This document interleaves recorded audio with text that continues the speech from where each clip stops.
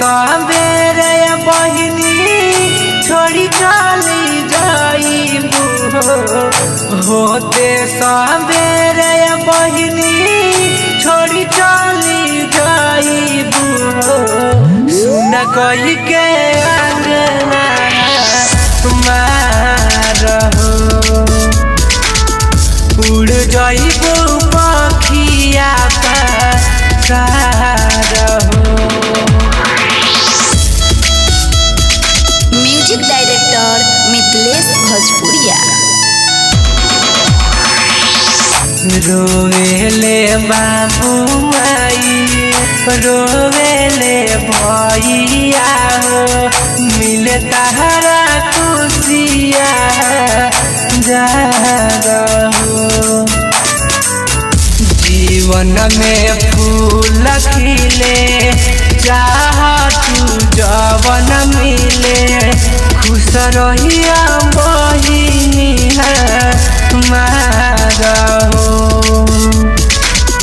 इहे तोहरी बाटे गहरा हो प्रीत बाटे इहे तोहरी बाटे गहरा हो प्रीत बाटे मानेला पूरा संसार हो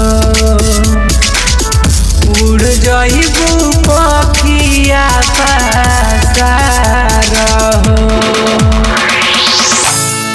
उड़ जाइबू पखिया पारहो सुन लागी घरवा हो पौरिया गानावा याद आई बहिनी तोहार हो बनल सुहागर हे बनल घरवा हो बनल रहे ससुरार हो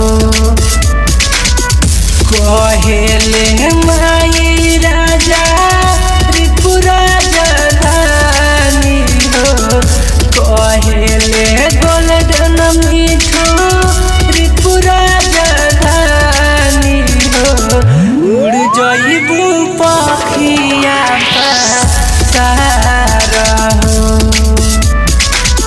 सुन कही के अंगना मारहो होते सबेरे बहिनी छोड़ी चली जाइबू सुन कही के अंगना मारहो